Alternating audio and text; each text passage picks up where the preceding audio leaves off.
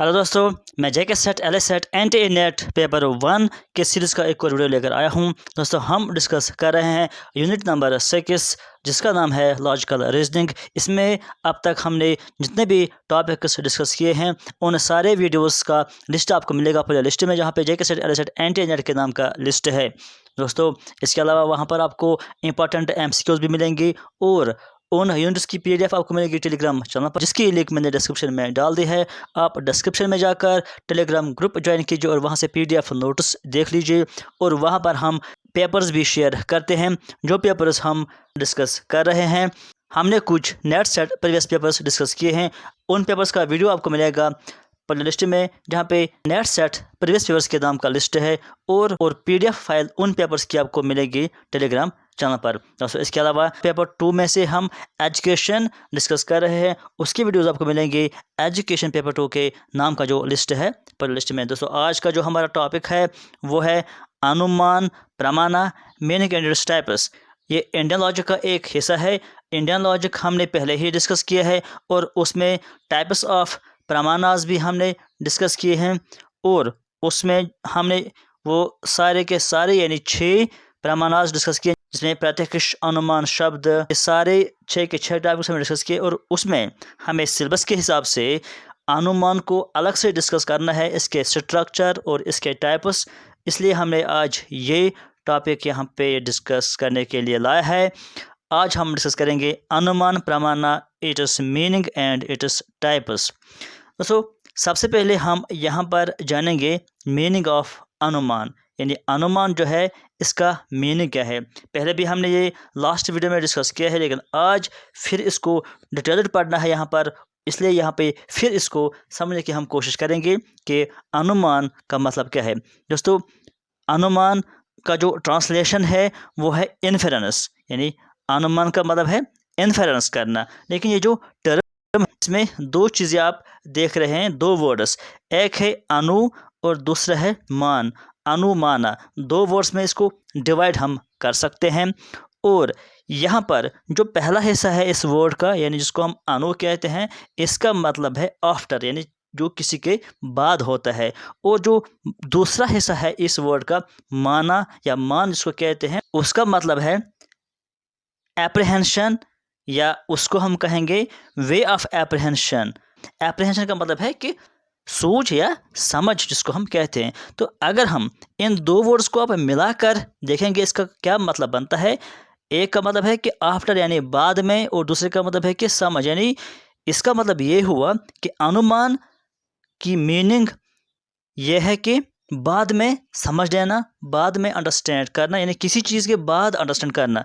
तो इसका मतलब ये हुआ कि अनुमान का मतलब कि जब हम किसी चीज़ को देखकर उसके बाद उसके बारे में कुछ फैसला करते हैं, या कुछ इन्फॉर्मेशन हासिल करने के बाद अंडरस्टैंड कर लेते हैं और उसके बाद उसके बारे में कुछ बोलते हैं, या कुछ चीज़ें देखकर उसके बारे में हम डिसीजन लेते हैं, तो उसको हम बोलते हैं अनुमान, यानी इन्फेरेंस। तो अनुमान या इन्फेरेंस का मतलब ये हुआ कि कुछ इन्फॉर्मेशन देखकर, पहले से कुछ चीज़ें देखकर, कोई जानकारी देखकर अब होने वाली चीज़ के बारे में बता देना। यानी अगर आप कोई चीज़ देखते हो, उसको उसके बिना पर आप पेशन गोई करते हो, आप किसी चीज़ के बारे में कुछ बताते हो जो कि अभी नहीं हुआ। अब हम यहाँ पर बात करते हैं कि ये जो फ़िलासफ़ी के टाइप्स हैं, उनमें से कौन सी फ़िलासफ़ी इसको एक्सेप्ट करते हैं as a means of knowledge.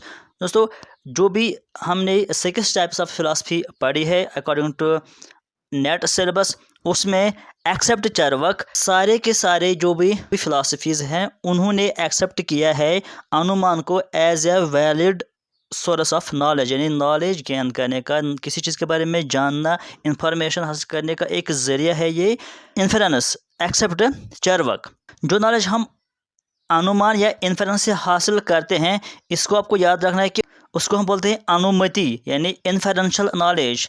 जो भी नॉलेज हम हासिल करते हैं बाय इन्फेरेंस, उसको हम बोलते हैं इन्फेरेंशियल नॉलेज या अनुमति।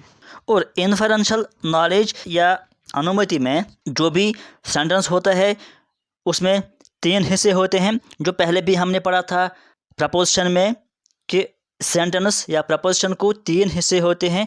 एक को हम बोलते हैं माइनर टर्म, एक को हम बोलते हैं मेजर टर्म और एक को हम बोलते हैं मिडल टर्म। इसी तरह से जो अनुमति या इन्फरेंशियल नॉलेज होती है, इसमें भी ये जो स्टेटमेंट होता है इसमें भी 3 हिस्से या 3 पार्ट्स होते हैं।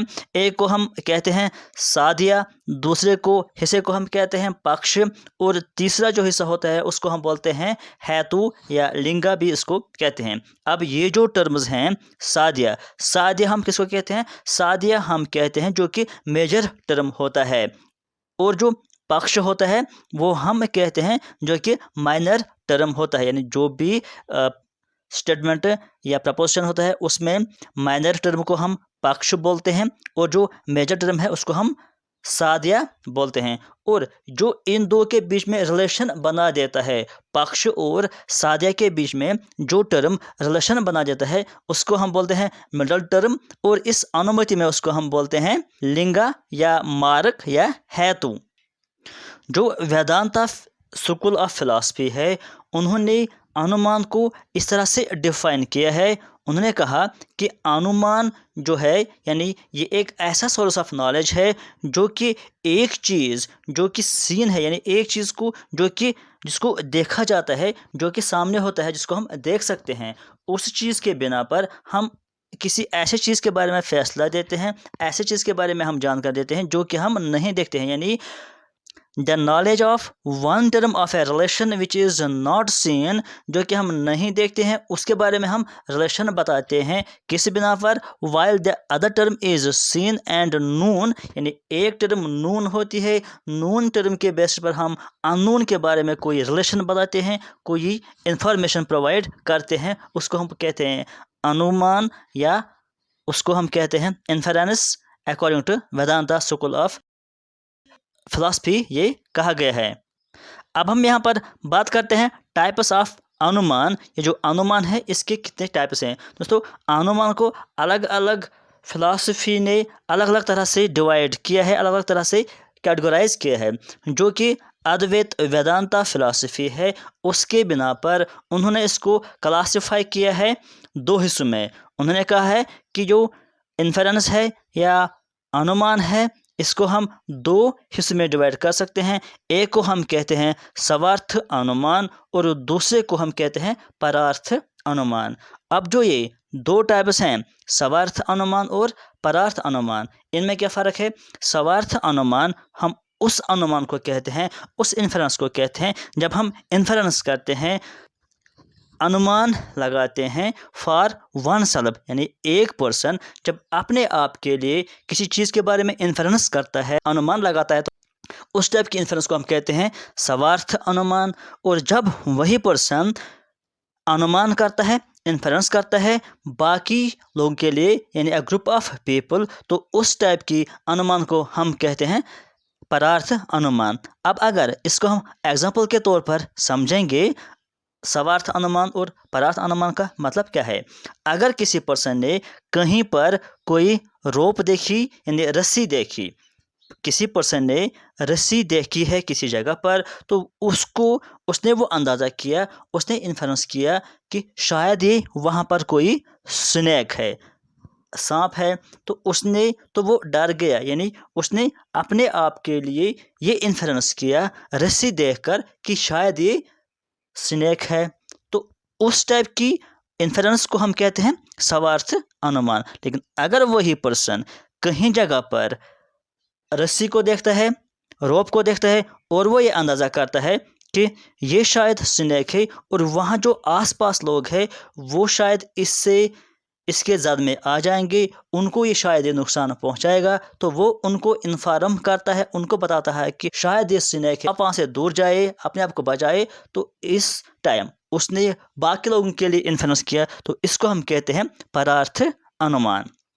अब एक और बात आपको इस अनुमान में याद रखना है कि ये जो अनुमान होता है इसमें एक पर्सन जब भी अनुमान लगाता है, जब भी इन्फ्लुएंस करता है, तो 5 चीज़ें देकर 5 स्टेप्स वो इसमें इस्तेमाल करता है। 5 स्टेप्स के बिना पर वो अनुमान लगाता है। तो 5 स्टेप्स क्या क्या हैं? ये बहुत ही इंपॉर्टेंट स्टेप्स हैं अनुमान में, इन्फ्लुएंस में। इस पर अक्सर क्वेश्चन आता है। वो 5 स्टेप्स ये हैं: प्रतिजना पहला स्टेप है, दूसरा है हेतु, तीसरा है उदाहरण, चौथा है उपनाया और पांचवा है निगमन। ये 5 स्टेप्स हैं।